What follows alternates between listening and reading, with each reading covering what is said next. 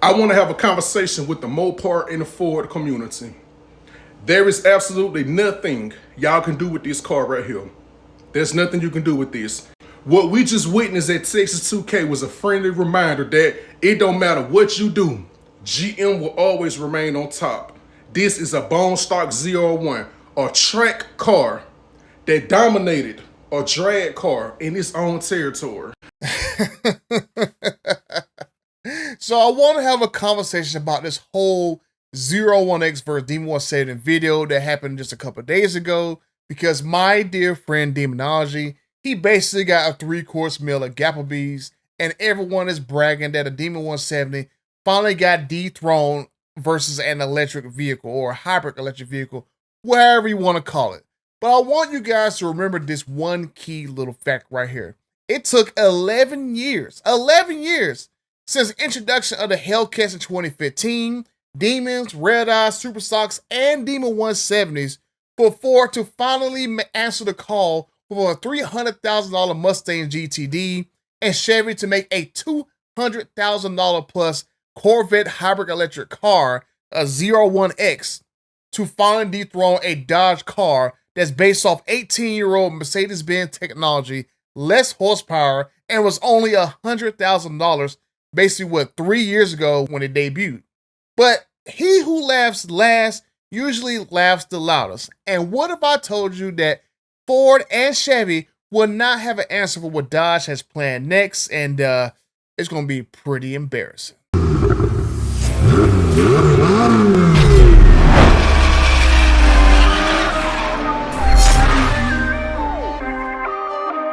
Okay, over 55,000 friends, let's get right into this video, because this whole ZR1x destroy Demon 170 conversation is actually quite funny to me, because no one was really saying anything when Demon 170s were out there clapping ZR1s that cost like $200,000 and they was getting beat left and right on the drag strip.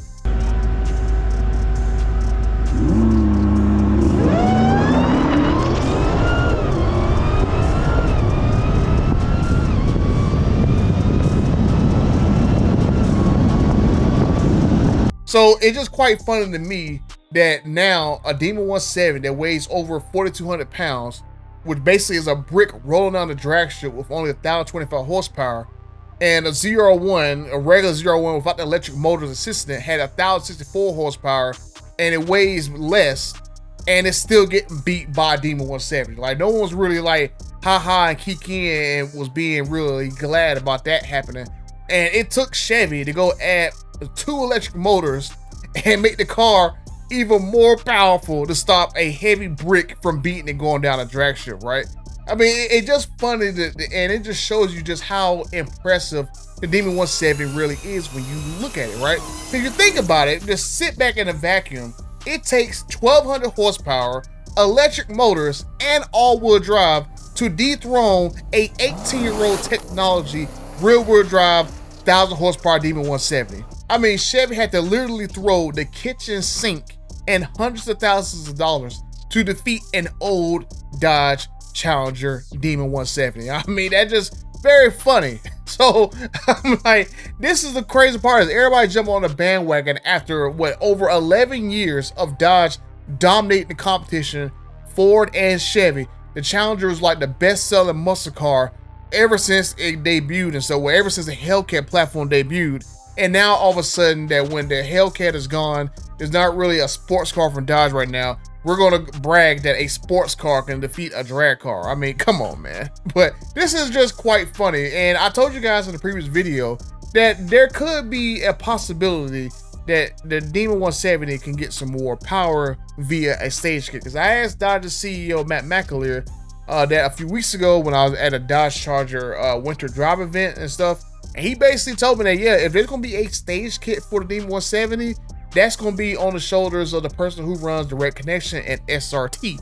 And who runs Direct Connection and SRT? But my dear friend Tim Kuniskis, who, let's just say, he doesn't like it when other manufacturers try to one-up him, because whenever there is a discrepancy in horsepower, he's the guy that answers the call, right? Back when the Hellcats first came out and stuff, and you had Ford trying to buck and have like 500 horsepower in a Mustang, We had a Hellcat that had over 700 horsepower. Then we had demons that was taking down Ferraris and Bugattis and stuff.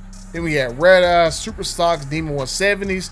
So Dodge has been punching above his weight for over 10 years. And all because they had an idiot CEO come in and basically scrap all their performance stuff and want to go electric vehicle only and all that nonsense. And now they're kind of like a rebuilding mode to get some more cool things out.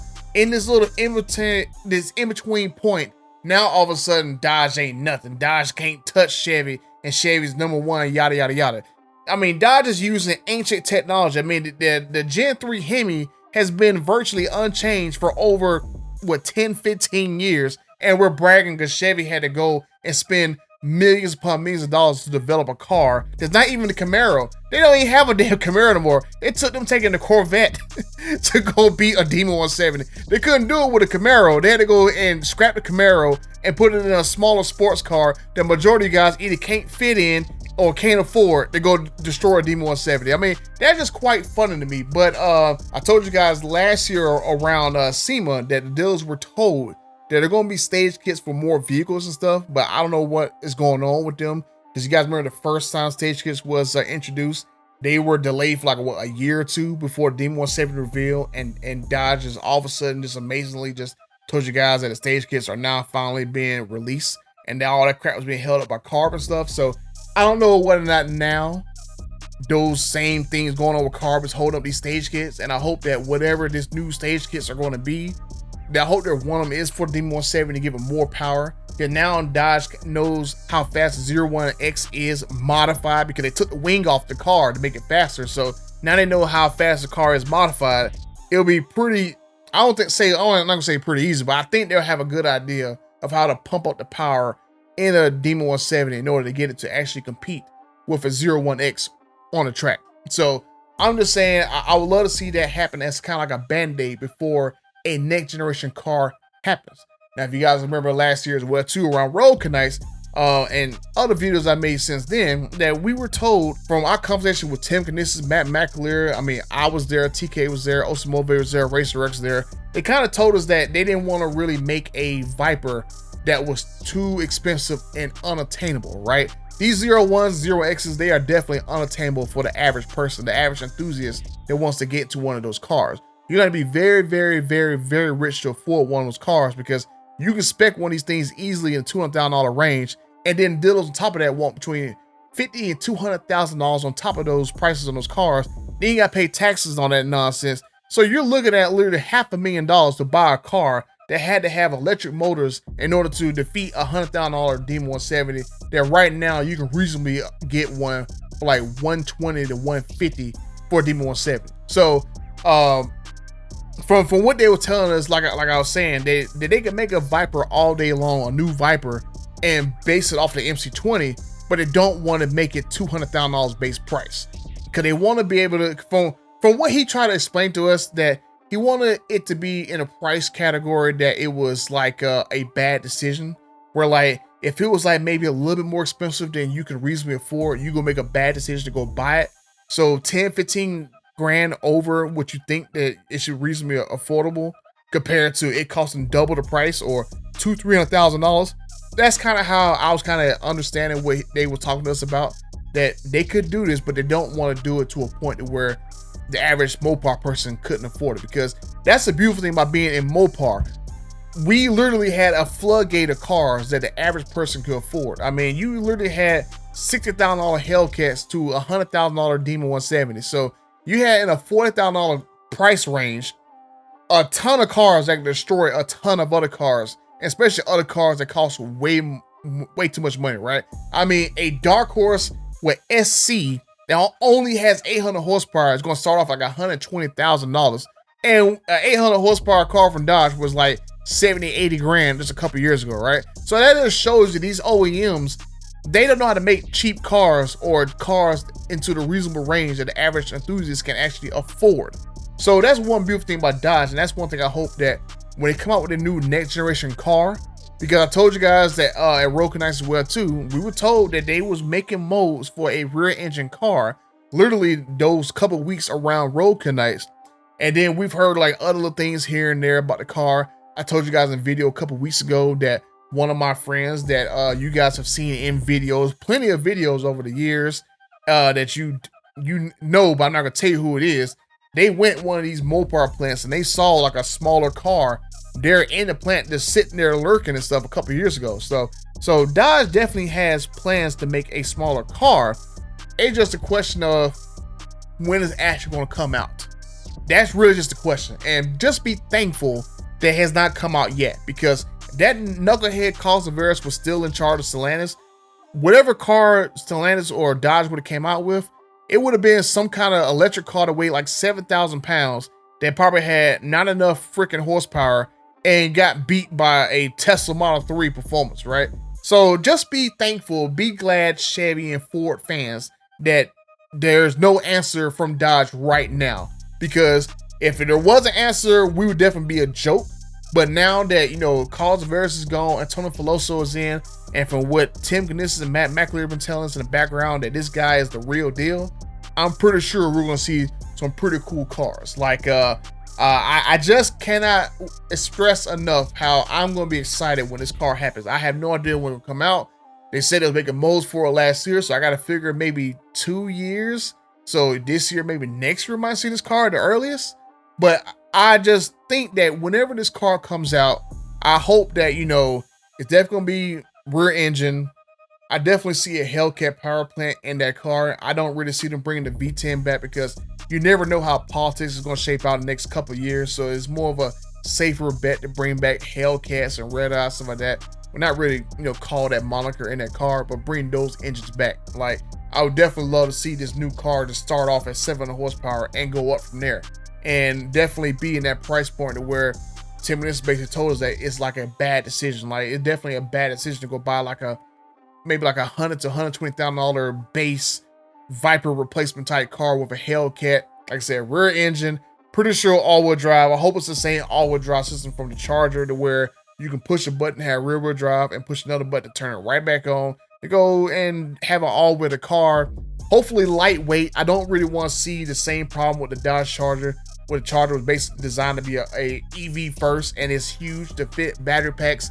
And that car, even in the gasoline version, weighs almost 5,000 pounds. So I hope that whenever this new car comes out, it's designed to be a Corvette ZR1 killer first, and then have some electronics added to it, maybe some electric motors and front axle stuff, and make that, you know, hopefully that's gonna be the scenario. And it's like a car that weighs under 4,000 pounds. That's one of the things that I can safely say that we all kind of fear from Dodge, that they are allergic to making lightweight cars. So I hope that in this particular case, that the only real lightweight car they ever made was a Viper. So I hope this, whoever this new car is, it definitely follows that same trend and is kind of lightweight as well too. And the other thing is, where would they actually build this car at? They have a great opportunity right now to build this in Canada. Because I told you guys in the video a couple months ago that I talked to SRT, and they basically told me that their new facility they're going to have would not build production cars there. So I was hoping that wherever this facility was going to be at, that's going to be where they're going to build this new car, and maybe their Dodge little $30,000 compact car. But they told me they're not going to build cars there. It's going to be for other SRT related things like testing and stuff like that. So the beautiful place that is available right now to build this car is up in Canada at Brampton. Brampton had product removed from it. They're supposed to be building either the Jeep Compass or the Jeep Cherokee there, but that got moved over to Belvedere over in Illinois. So Brampton has nothing right now. So wouldn't it be fitting to where Brampton used to make all the Challenger and Charger and 300s? Those were the cars that really just defined the car culture for the last 20 years. And wouldn't it be fitting to have the next generation Dodge performance cars be made there at Brampton? I don't think they'll just put just this new Viper replacement car there at Brampton by itself. I think if anything, they'll make that car and Dodge's replacement car there at Brampton to kind of fill the line out and have 3 shifts making those 2 different cars. So I'm pretty sure, if anything, there's going to put Stella medium platform stuff in there. So this car, I think, would definitely be a Stella medium car. And I hope that, like I said, it's going to be lightweight, not designed to be an electric vehicle first. I'm hoping that this is going to be a pretty cool car. And I hope that maybe the next, like I said, 2 years, maybe 3 the most, we will see this car. And I would just love to see it pop up and see little hints and right there. Because I told you guys in the video, that little Dodge Charger portal, they put a Viper on the lift there. And so you don't put a Viper on the lift in a corner without you know, trying to hint they're gonna make some kind of car. From seeing that little tease they put out there to having employees tell us that they're building some kind of molds for a rear engine car and stuff, and then hearing like little breadcrumbs here and there that me and TK was hearing, I'm definitely feeling confident we're gonna see some kind of answer within the next couple of years. So you daggone Z06, oh not Z06, ZR1 and ZR1x nut huggers, just wait, because I'm pretty sure that my dear friend ain't gonna lay down and take this nonsense of the ZR1 and ZR1x just dominating the airwaves. I'm pretty sure whatever the next car is gonna be, it's gonna be pretty freaking impressive, and I cannot wait to actually get more leaked information about this car. And I'm definitely gonna be very, very excited to have something that I think that'll be a great companion to my Demon 170, and I don't know where my Z06 key is at, but definitely be a nice addition to the stable. But let me know what you guys think. Do you guys think the Dodge are going to lay down and just take this from Chevy and basically Mustang too? I didn't really talk about the Mustang GTD because no one really cares. No one really cares about $300,000 Mustang that still can't probably beat a D170 in a drag strip. But let me know what you guys think down in the comment section down below. Do you guys think there's going to be a very, very cool car from Dodge? And what do you want in the car? Rear engine, front engine, V8, V10? How much you want it to cost? Do you want to be a hybrid version like the ZR1x? Or do you want to be all gas all the time? So let me know what you guys think in the comment section down below. And until the next time, I am out.